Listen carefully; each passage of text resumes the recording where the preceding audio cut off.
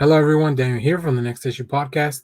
On today's video, I'll be reviewing a copy of the original graphic novel, Just Beyond Monstrosity. This is a book from Boom Studios. This is actually written by R.L. Stine, um, which is pretty interesting. As you know, R.L. Stine is um, it's a he's a creator that's been doing books like this for a long time. Goosebumps, Fear Street. He's written a lot of prose, but now he's been working on comic books. This is actually the fourth installment of this graphic novel of this series, um, and this is also a Disney Plus show now, which I was not aware of until I started reading this book. I haven't read the other graphic novels, but Boom sent us this, and I wanted to. It looked interesting. Um, Let me go through the rest of the team. We have Irene Flores on art, inks by Lea Caballero, colors by Joana Lafuente, and letters by Mike Florention, featuring a terrifying cover by Julian Todesco. And I definitely agree that this cover is terrifying. It's really cool. So the premise behind this book, here's the synopsis from Boom, and then we'll go over it into the book. So there's no business like horror business. It's a real nightmare. Ruthie and Ezra's dreams come true when their family buys an old Hollywood studio, but soon turns into a nightmare as they discover the secret and forgotten horrors are more than just makeup and special effects. Monstrosity Studios, quite a name, was the biggest name in horror movies until it closed down years ago. As the Dillon family starts production back up, strange accidents start to happen on set and things can get really scary. Will they survive the very real terrors of a haunted movie lot, or will they find themselves on the cutting room floor? Yeah, I mean, the I will tell you this book.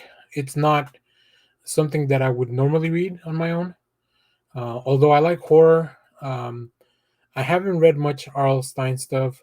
I also don't normally go to Boom Studios for my horror, but I'm glad I got to read this. It's a little bit different than I would have imagined. Um, I will say this also: the art by Irene Flores and the team, it's really cool. Here we get introduced to the Dillon family and their new digs at the studio and their new residence and all that. And we have this gargoyle looking thing that accidentally falls over and maybe almost injures somebody. So the book is full of stuff like that, and I won't go too much into details with the story because I don't want to spoil anything. Um, I will say this book to me, uh, it's not my what's right up my alley. It's not. I had to get a little out of my comfort zone to read this book, and I really enjoyed this book. It's not something that like I said, I would have read on my own. But the team has enough really cool things, little scares or things like that as we get to know the characters. The family is very endearing. I think that's really the selling point here, that you care about the family. So as things start happening to them at this new studios that they're trying to run, and also we get some flashbacks via film reel here on the next panel. We get to see some of the movies that they produced. It's really interesting. It's a really big departure from the normal stuff that we usually cover in the channel. But it's also a big departure just from me reading like superhero stuff. But I've been reading a lot more horror recently, so this was very enjoyable. I like the format of a graphic novel. I think it's really cool that we get to see just the full story. And I gotta say, like I said, I love the art here. Like we have, as we get to know the family through the panels, we have them touring the studios. We have only one person that kind of knows what's going on and is filling them in, but we didn't really know what their intentions are there. And then yeah, Ruthie and Ezra, like they're characters you don't want to see harmed, but they have very inquisitive personalities. So so it gets them into trouble. I'll show one more set of pages as they see. Like I love all the stuff too, like all the detail that goes into the showing the movie stuff. And like I said, they're gonna get into peril. Accidents start happening around them. So we've seen this is all from the first few pages that I'm showing, and we've already seen them almost be crushed by a gargoyle or almost fall into the pier via the broken boards. So you can only imagine how much this book will escalate from there. So I'll leave it at that.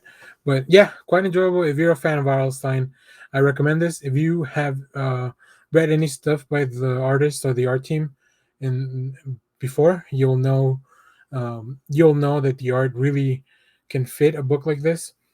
So yeah, I highly recommend it, especially maybe for younger readers that are. This could be somebody's great like first introduction to comics, I think, because it's just an engaging story. It's very well defined. It's just a one and done thing. So yeah, I would definitely recommend this. Especially Boom Studios puts out a lot of really cool thing for younger readers. But I think even somebody older like me can get some enjoyment out of it because it's a story that feels familiar, but it has new little tropes in combination with some fantastic art. So I highly recommend this.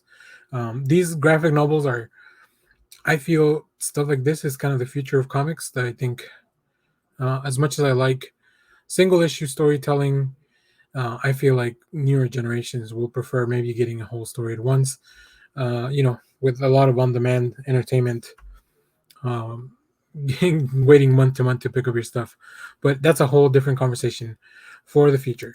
So let me know if if you're picking this up. If you read any of the other novels, I would be interested to hear what Just Beyond is bringing. If you watch the Disney show, I might go check out a trailer just to combine with this as a 2-for-1. But yeah, thanks for watching, everyone. Remember to share, like, subscribe, hit the bell so you know when we go live. We have a lot of live events other than just our Sunday normal show. We're doing movie reviews and panels and stuff like that. Also, follow me on social media. You'll see I'm guesting on other streams and stuff like that. So that's always a lot of fun to just see me on other channels. At least it's fun for me to do it. Hopefully, it's fun to see me on other channels. So yeah, thanks for watching, everyone. Bye bye.